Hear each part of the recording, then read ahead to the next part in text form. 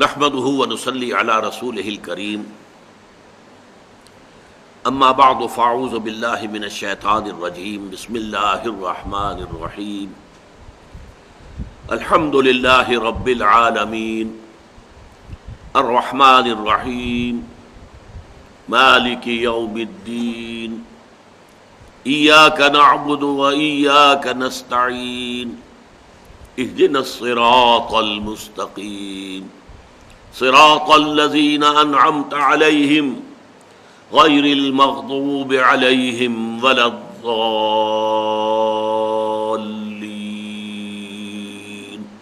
آمين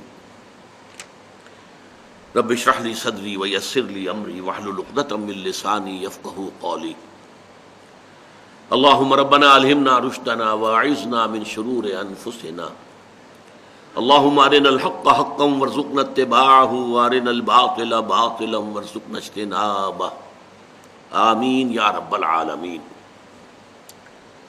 سورہ فاتحہ جس کی ابھی میں نے تلاوت کی ہے، دو اعتبارات سے یہ قرآن مجید کی پہلی سورت ہے۔ ایک تو ترتیب مصحف میں آپ کو معلوم ہے کہ سورہ فاتحہ پہلی ہے، پھر سورہ بقرہ ہے۔ ایک ترتیب نزولی میں بھی یہ پہلی مکمل سورت ہے جو حضور پر نازل ہوئی۔ سورہ فاتحہ سے پہلے صرف متفرق آیات نازل ہوئی، 5 آیتیں سورہ علق کی، اقرأ بسم ربک الذی خلق خلق الانسان من علق اقرأ وربک الاکرم الذی علم بالقلم علم الانسان ما لم يعلم۔ اب یہ مکمل سورت تو نہیں ہے نا، سورۃ العلق تو 19 آیات پر مشتمل ہے، جس میں سے 5 یہ ہیں۔ دوسری وہی سورہ نون، 7 آیتیں، نون والقلم وما یسطرون ما انت بنعمت ربک بمجنون وان لک لاجرا غیر ممنون وانک لعلی خلق عظیم فستبصر ویبصرون بأیکم المفتون ان ربک هو اعلم بمن ضل عن سبیلہ وهو اعلم بالمہتدین۔ اب یہ 7 آیتیں ہیں۔ سورہ قلم تو غالباً 54 آیات پر مشتمل ہے، اگر مجھے مغالطہ اگر نہیں لگ رہا تو گویا کہ اس سے پہلے سورہ مزمل کی آیات نازل ہوئی، سورہ مدثر کی آیات 7 نازل ہوئی۔ یہ سب کے سب جو ہیں یہ متفرق آیات ہیں، صورتیں نہیں۔ 5ویں وہی ہے سورۃ الفاتحہ، اور یہ مکمل صورت نازل ہوئی ہے محمد الرسول اللہ صلی اللہ علیہ وسلم پر۔ تو دونوں اعتبارات سے یوں سمجھ لیجئے کہ پہلی صورت ہے قرآن مجید میں ترتیب مصحف کے اعتبار سے بھی پہلی، اور ترتیب نزولی کے اعتبار سے پہلی مکمل صورت جو حضور پر نازل ہوئی۔ عربوں کا ایک خاص ذوق ہے، اور اس ذوق کے مطابق سورۃ الفاتحہ کے معاملہ بھی ہوا ہے۔ جو چیز انہیں بہت پسند ہوتی ہے اس کے لیے نام بہت سے رکھ دیتے ہیں۔ شیر کے لیے 5000 الفاظ، تلوار کے لیے اتنے الفاظ، گھوڑے کے لیے اتنے الفاظ۔ تو سورہ فاتحہ کے بھی بہت سے نام رکھے گئے۔ ایک سب سے زیادہ عام جو ہے، اور جو گویا کہ اس کا اسم علم بن گیا، حالانکہ وہ بھی صفاتی نام ہے، الفاتحہ۔ فتح یفتح کے معنی کھولنا، دی اوپننگ سورہ آف دی قرآن، اوپننگ سورہ، یہ انگریزی کے حوالے سے فتح، فتح کے معنی میں اوپن کرنا، کھول دینا، کھولنے والی سورت، یعنی یہ کہ مصحف کو کھولتے ہی جو سورت سامنے آئے گی وہ سورۃ الفاتحہ ہے۔ دی اوپننگ سورہ آف دی قرآن الفاتحہ۔ تو یہ گویا کہ اس کا صفاتی نام ہے، لیکن یہ اس کا اسم علم کی حد تک ہے کہ ہم سورۃ الفاتحہ کا اس کو سمجھتے ہیں کہ یہ اس کا نام ہے۔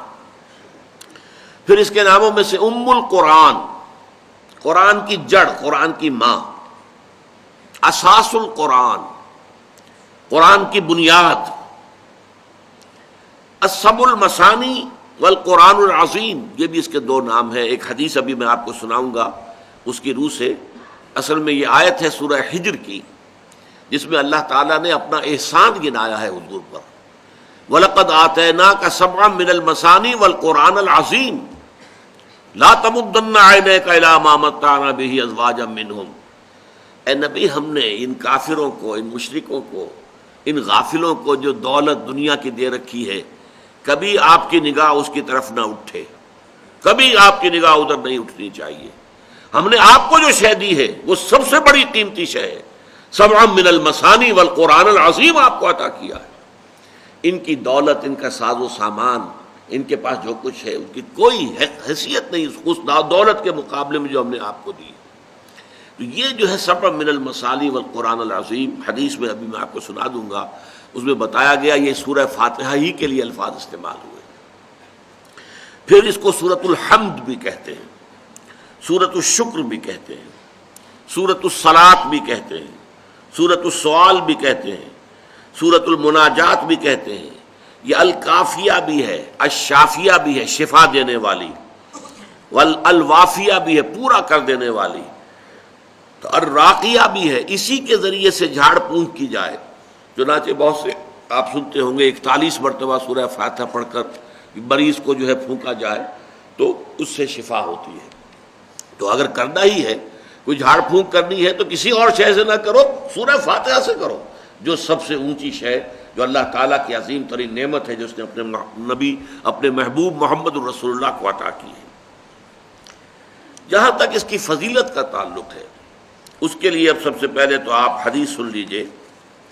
یہ جامع ترمذی کی روایت ہے، عن ابی ہریرہ، حضرت ابو ہریرہ رضی اللہ تعالیٰ عنہ سے مروی ہے، ان رسول اللہ صلی اللہ علیہ وسلم قال لأبی ابن کعب، کہ حضور صلی اللہ علیہ وسلم نے حضرت ابی ابن کعب سے فرمایا۔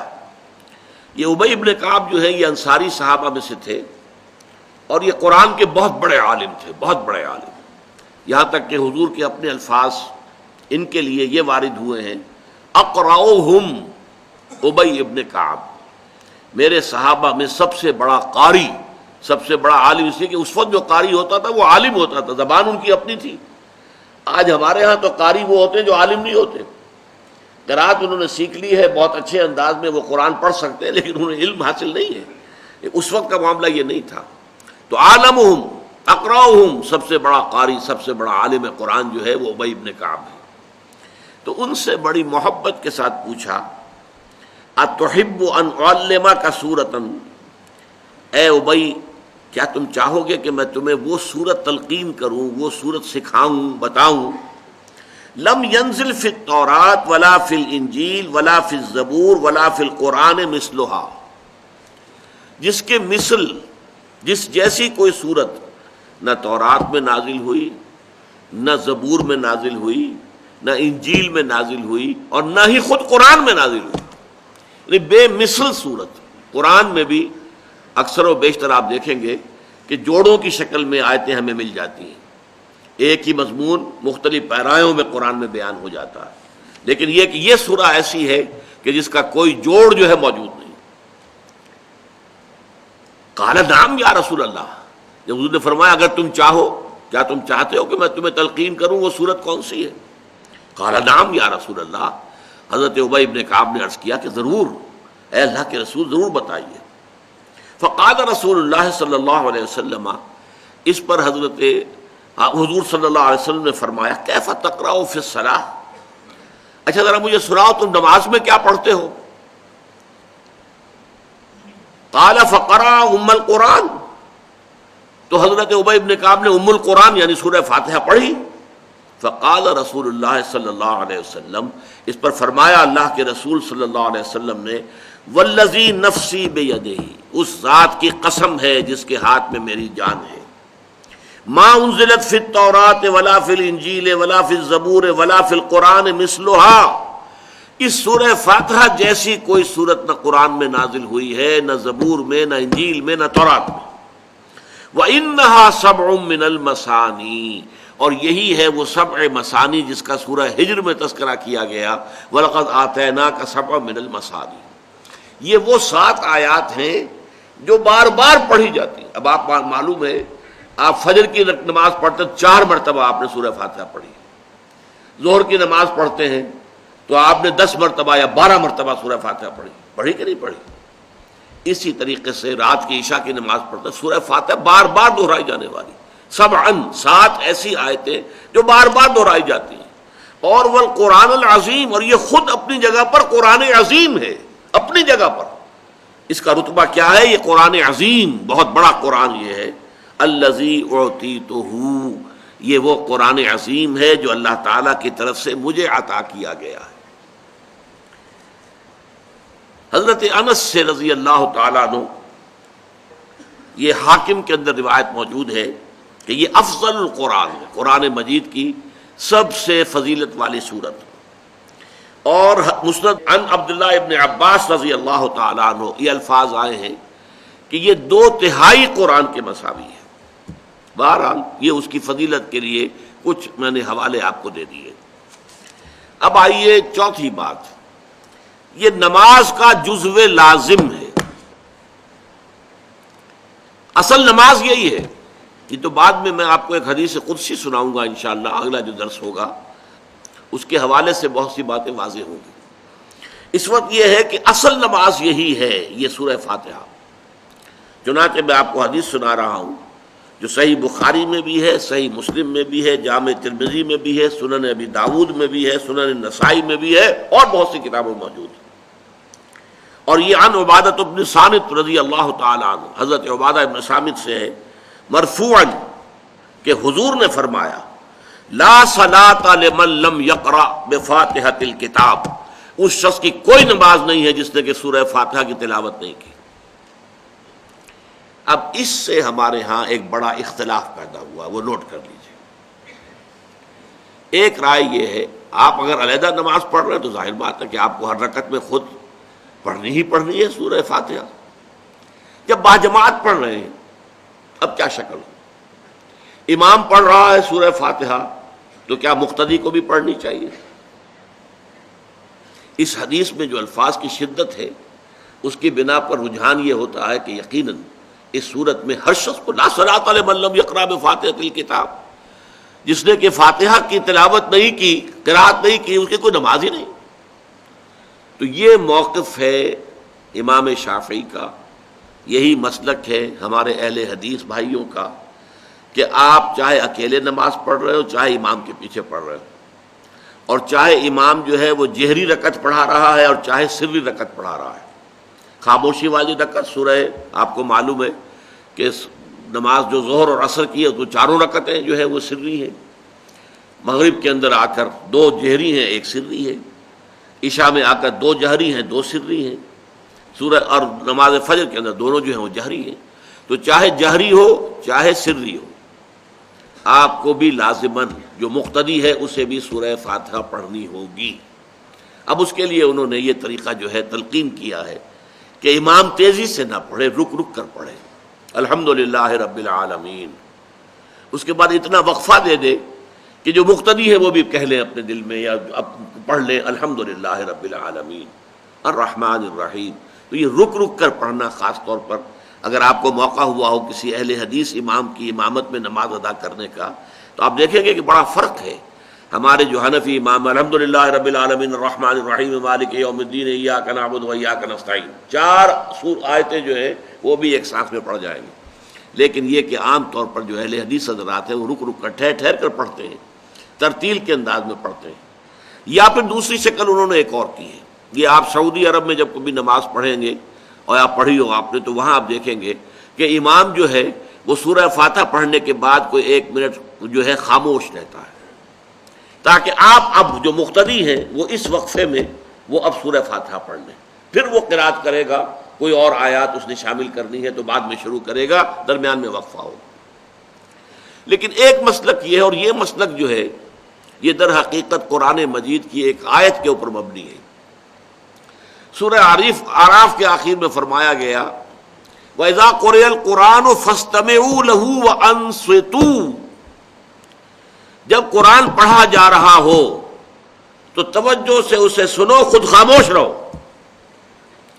اب یہ قرآن مجید کی آیت ہے، اس کے بنا پر ایک رائے یہ ہے کہ آپ امام کے پیچھے سورہ فاتحہ نہیں پڑھیں گے، پڑھا جا رہا ہے سنو اس کو، خود خاموش رہو۔ اور اس کے لیے وہ دلیل دیتے ہیں کہ یہ شکل ایک وفد کی سی ہے، جیسے کسی بڑی شخصیت کے پاس اگر آپ کا کوئی وفد جاتا ہے، 8-10 افراد ہیں، ان میں اسپوکس مین ایک ہوتا ہے، وہ بات کرتا ہے، باقی سب لوگ موجود رہتے ہیں، سنتے ہیں۔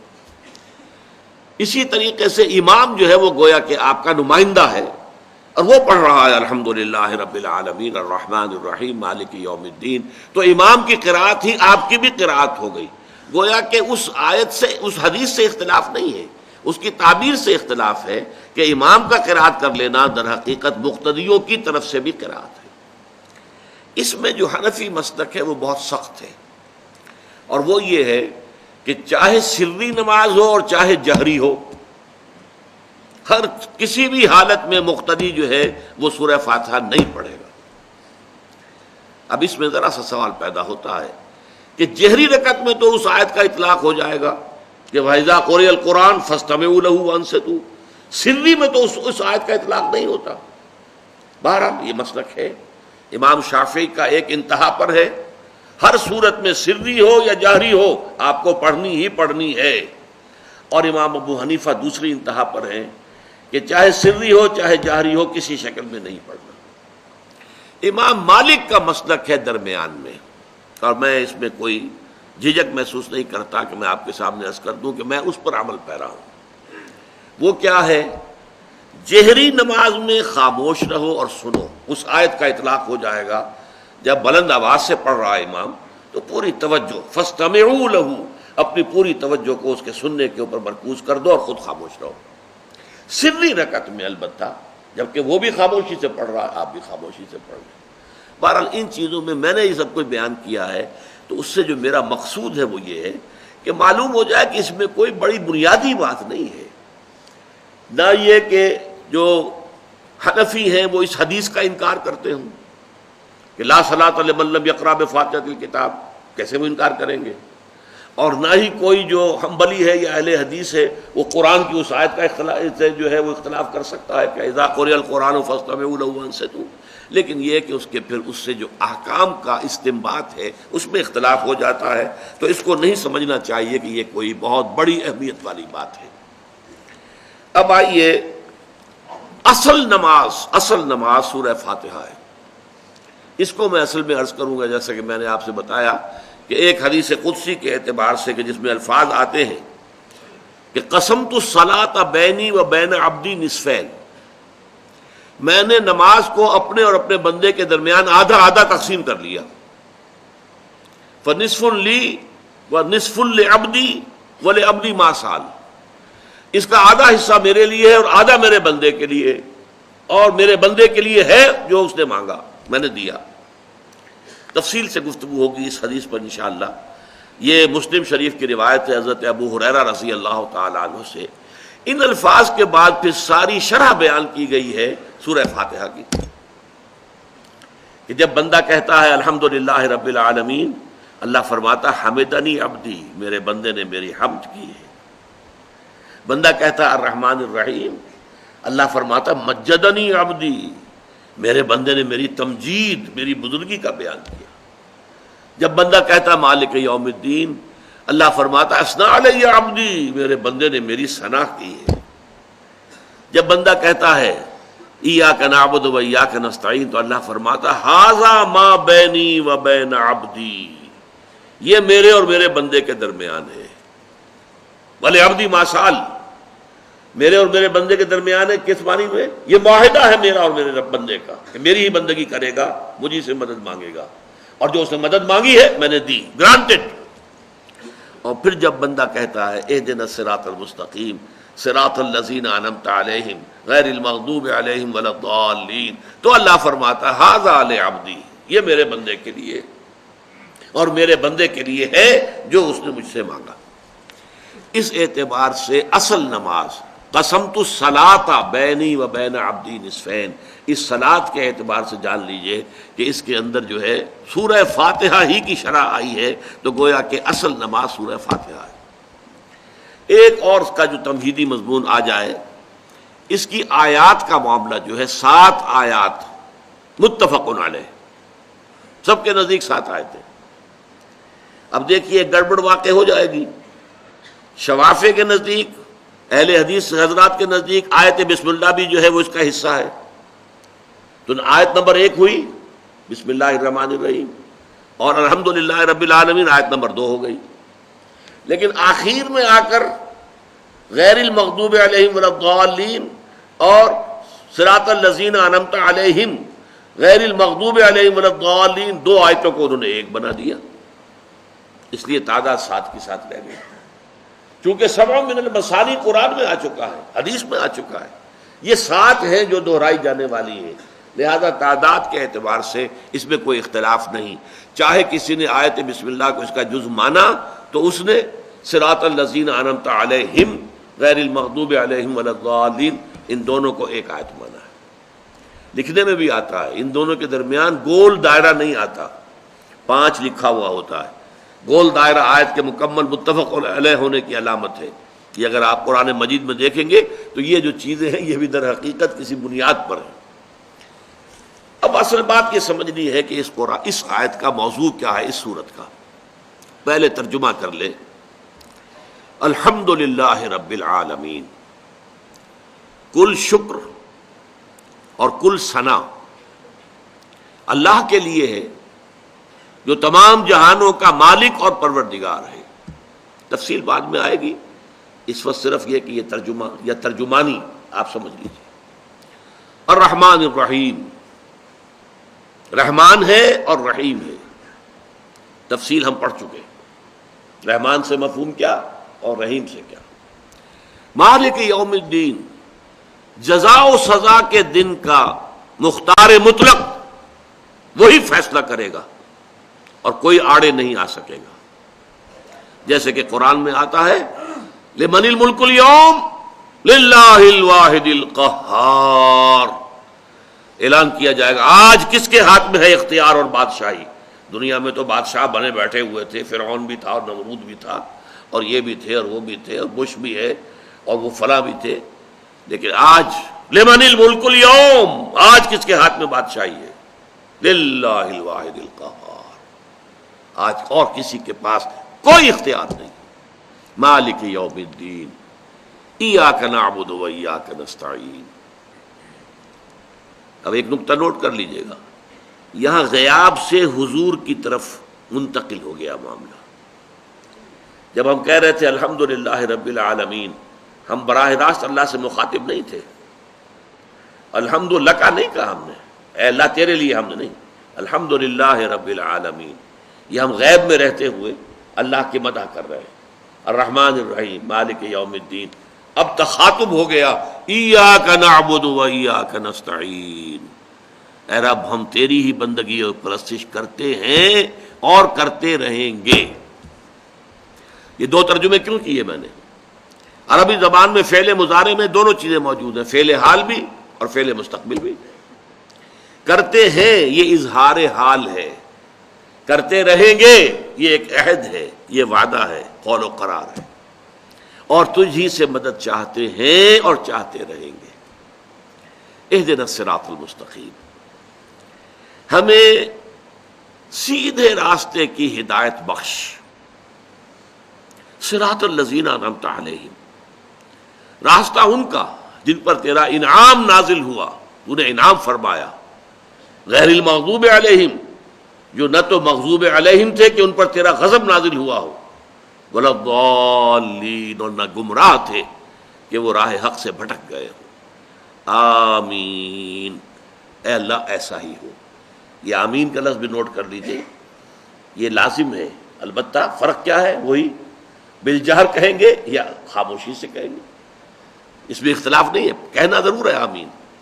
اور یہ آمین وہ ہے کہ جو عیسائیوں کے ہاں بھی ہے، یہودیوں کے ہاں بھی ہے۔ اگر آپ کبھی ان کو کرتے سنے پریئر آمین آمین آمین، یہ ہے، یہ پرانی چیز چلی آ رہی ہے۔ اے رب ایسا ہی ہو، پروردگار ایسا ہی ہو، پروردگار جو دعا کی جا رہی ہے اسے شرف قبول عطا فرما۔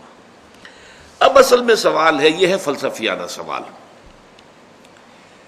اصل میں اس سورہ مبارکہ کا مقام کیا ہے قرآن مجید میں؟ اسے اساس القرآن کہا گیا، ام القرآن کہا گیا، یہ کیوں؟ دیکھیے سورہ لقمان کے دوسرے رکوع کے درس کو ذہن میں لے آئیے، جو حضرات بھی اس میں شریک رہے ہیں۔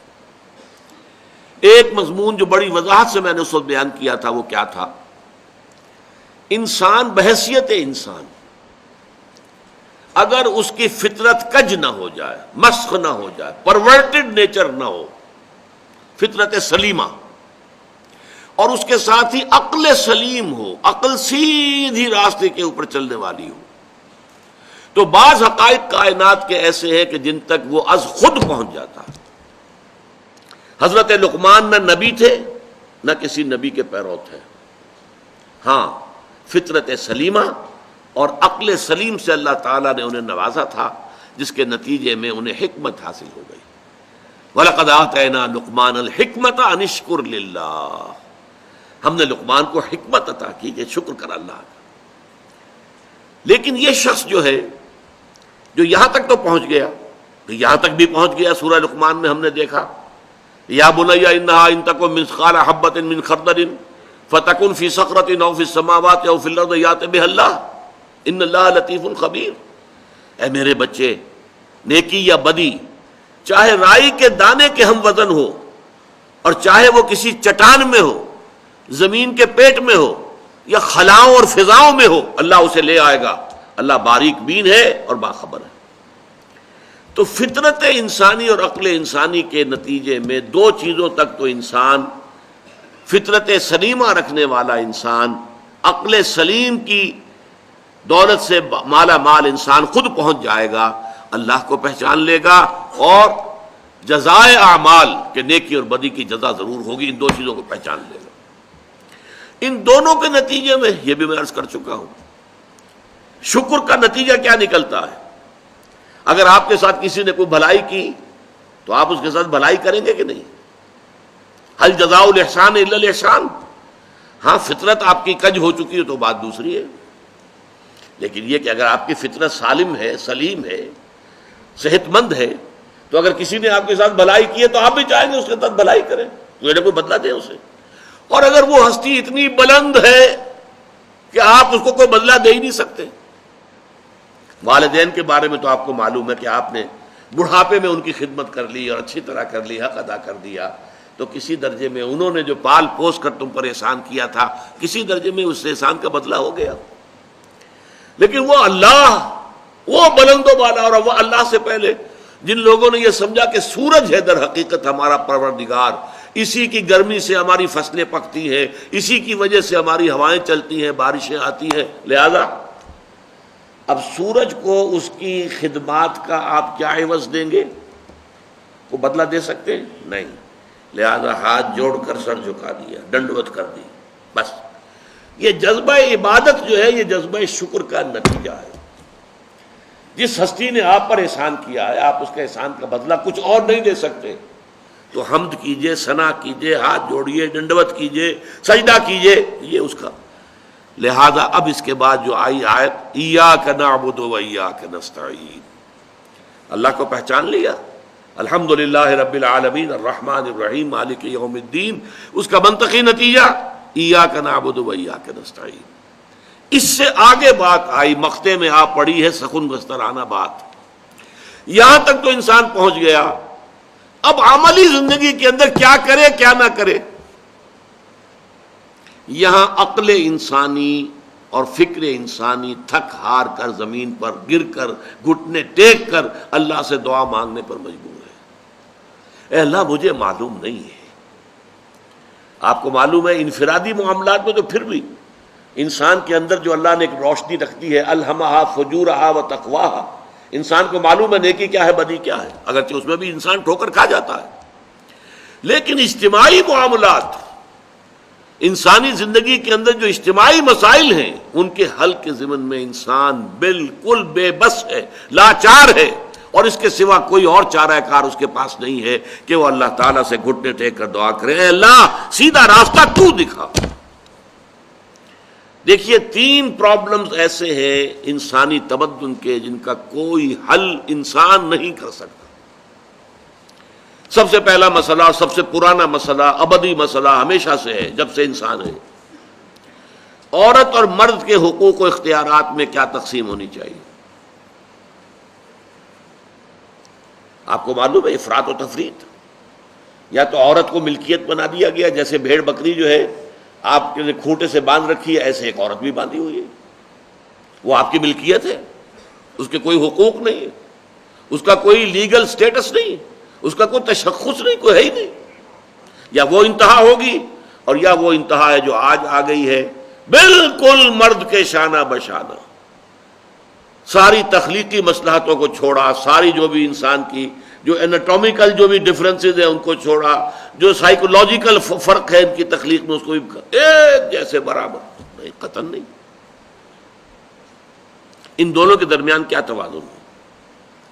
یا وہ لونڈی بن گئی، بھیڑ بکری کی طرح کی ملکیت بن گئی، اس کا کوئی حق نہیں، اس کا کوئی لیگل سٹیٹس نہیں، اس کے والدین نے جہاں چاہا شادی کر دی، اس کی مرضی پوچھنے کا کوئی سوال ہی نہیں، جس کے چاہا حوالے کر دیا۔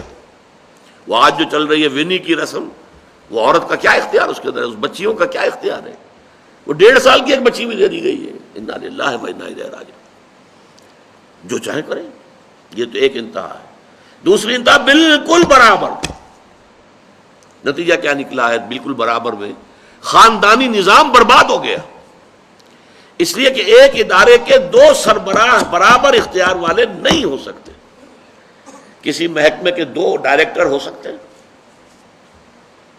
کسی فرم کے مینیجنگ ڈائریکٹر 2 ہو سکتے ہیں، ڈائریکٹر 10 بنا لیں آپ، مینیجنگ ڈائریکٹر 1 ہوگا۔ کسی فرم کا چیئرمین 1 ہوگا، 2 نہیں ہو سکتے کسی بھی ادارے کی۔ اگر 2 بنا دیں گے فساد ہوگا، جھگڑا ہوگا، ان دونوں کے درمیان رسا کشی ہوگی۔ یہی تو ہمارا سب سے بڑا مسئلہ بنا ہوا ہے۔ پاکستان کا مسئلہ کیا ہے؟ ہم نے پارلیمانی نظام اختیار کیا ہوا ہے، انتہائی بیہودہ نظام، غیر منطقی نظام۔ آپ نے 2 بڑی بڑی سیٹس کریٹ کر دی، ایک ہیڈ آف دی اسٹیٹ ہے، ایک ہیڈ آف دی گورنمنٹ ہے۔ اب ان دونوں کے درمیان حقوق اور فرائض اور اختیارات کا کیا تقسیم ہوگی؟ ہو ہی نہیں سکتی۔ یا سارا کچھ صدر کے پاس جائے گا اور وزیر اعظم جو ہے وہ جونیجو کی مانند وزیر اعظم بن جائے گا، یا سارا کچھ وزیر اعظم کے ہاتھ میں ہوگا اور صدر جو ہے چودھری فضل الہی بن جائے گا، کہ جس کو وہاں ان کی دیواروں پر لکھا گیا تھا رہا کرو انہیں، چودھری فضل الہی کو رہا کرو، یہی ہوگا۔ تو ایک گھر کے 2 جو ہیں 2 سربراہ نہیں ہو سکتے، خاندانی ادارہ تباہ ہو چکا ہے۔ اور جیسے کہ یہ آپ کو کہاوت ہے کہ جس بلی کی دم کٹ جائے وہ چاہتی ہے کہ تمام بلیوں کی دمیں کٹ جائیں۔ یورپ میں، امریکہ میں برباد ہو گیا خاندانی ادارہ، آج وہ تلے ہوئے ہیں کہ مشرق میں اور خاص طور پر مسلمان ممالک میں ابھی اگر کچھ انٹیکٹ ہے یہ خاندانی ادارہ، کچھ خاندانی اقدار ہیں جو برقرار ہیں، کچھ والدین کی عزت اور عظمت اور کچھ ان کا احترام اور ادب اور خدمت کا مادہ ہے جو برقرار ہے۔ چاہتے ہیں کہ ختم ہو جائے، تباہ و برباد ہو جائے۔ والدین بوڑھے ہو گئے تو پھینکو ان کو اولڈ ایج ہاؤسز کے اندر، اولڈ ہاؤسز میں، گھر میں کائے کو رکھنا ہے؟ نوجوان جوڑا ہے، اس کے خامخواہ ان کی خواہشات اور ان کے معمولات میں بیچ میں آڑے آنا۔ بوڑھی ماں جو ہے بولے بغیر رہے گی نہیں، دنگا فساد ہوگا تو رکھو اس کو وہاں پر اولڈ ہاؤس کے اندر۔ اللہ اللہ خیر سلام۔ یہ ہے اصل میں مسئلہ۔ اب عورت اور مرد کے درمیان کیا توازن ہو، انسان نہیں سوچ سکتا۔ دیکھیے، انسان یا مرد ہوگا یا عورت ہوگی۔ مرد سوچے گا تو وہ اپنے اعتبار سے سوچے گا، عورت کی نفسیات کیا ہے، عورت کے احساسات کیا ہیں، اس کو کیا پتا۔ عورت سوچے گی تو اپنے اعتبار سے سوچے گی، مرد کے احساسات کیا ہوتے ہیں، مرد کی نفسیات کیا ہوتی ہے، اسے کیا پتا۔ لہذا یا ادھر کا ہوگا یا ادھر کا معاملہ ہوگا۔ ایک ہی ذات دے سکتی ہے آپ کو نظام، جو مرد کی بھی خالق ہے عورت کی بھی خالق ہے، اسی نے بنایا دونوں کو، اور دونوں ہی اس کے لیے اولاد کے مانند ہیں۔ یہ حدیث نبوی کا ترجمہ کر کے بتا رہا ہوں آپ کو۔ حضور نے فرمایا الخلق عیال اللہ، یہ خلق جو ہے مخلوق ہے، یہ اللہ کے کنبے کے مانند ہے۔ تو مرد بھی اللہ کے اس کنبے میں شامل ہے، عورتیں بھی شامل ہے۔ اس نے نظام دیا، شادی بیاہ کے یہ قوانین ہونے چاہیے، طلاق وغیرہ کا یہ مسئلہ ہونا چاہیے۔ یہ سارا ضابطہ جو دیا ہے وہ اس لیے دیا ہے کہ یہ انسان اپنے ذہن سے نہیں سوچ سکتا۔ آج تباہی آ گئی ہے مغرب کے اندر، شادی کرنا ہی نہیں چاہتے۔ وی آر لیونگ ٹوگیدر، شادی کریں گے تو نتیجہ پتہ ہے کیا نکلتا ہے؟ آپ نے اپنی بیوی کو طلاق دی، سب سے پہلے تو یہ کہ آدھی پوری آپ کی جو ملکیت ہے اس کا آدھا حصہ دے دیے اسے۔ نمبر 2، گھر اگر آپ کا اپنا ہے تو اس میں بیوی رہے گی، آپ نکل جائیے یہاں سے۔ کوئی مرد اس کو قبول کرنے کو تیار نہیں تو وہ شادی کرتا ہی نہیں. اور عورت کی ضرورت ہے، لہذا عورت بغیر شادی کیے بھی اس کے ساتھ رہتی ہے، بچے پیدا کرتی ہے، but without marriage. Without marriage جو بچے پیدا ہو رہے ہیں حرامی بچے. تو پچھلے سال صدر کلنٹن نے کیا کہا تھا، اس کا جو اپنا خطاب تھا نیو ایئرز ڈے کا، وہ خطاب کیا تھا؟ ان قریب ہماری قوم، امریکن قوم کی اکثریت حرام زادوں پر مشتمل ہوگی. یہ حرام زادہ ترجمہ کیا ہے میں نے، بورن وداؤٹ ویڈ لاک، شادی کے بندھن کے بغیر پیدا ہونے والے. اسی کو ہم حرامی کہتے ہیں، حرام زادے کہتے ہیں، اور کس کو کہتے ہیں؟ اچھا دوسرا مسئلہ، پہلا مسئلہ تو یہی ہے، پرانا بہت ہے، قدیم ہے. دوسرا مسئلہ، ایک ریاست ہے، ایک نظام ہے، اس کے کچھ اختیارات اور حقوق ہونے چاہیے. ایک عوام ہے، ان کے کچھ اختیارات ہونے چاہیے. عوام چاہیں گے زیادہ سے زیادہ آزادی ہمیں ملے، ریاست چاہے گی زیادہ سے زیادہ اختیار ہمارے ہاتھ میں ہو. اب جو کچھ ہو رہا ہے ترمیمات کے ضمن میں کیا ہو رہا ہے، ایک طرف جو ہے مشرف صاحب چاہتے ہیں زیادہ سے زیادہ اور طویل سے طویل میرا دور اقتدار ہو اور اختیارات جو ہے میرے ہاتھ میں آ جائے، گھنٹہ گھر بن جاؤں میں فیصلہ بات کا. ساری کوشش ان کی ہے. اور یہ ARD وغیرہ کیا کر رہی ہیں کہ نہیں، حقوق عوام کے ہاتھ میں آنے چاہیے. اب اس میں بھی توازن کیا ہو.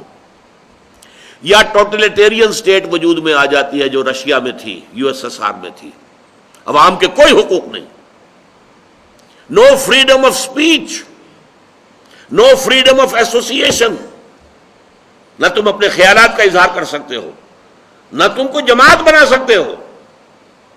یہ نظام تھا.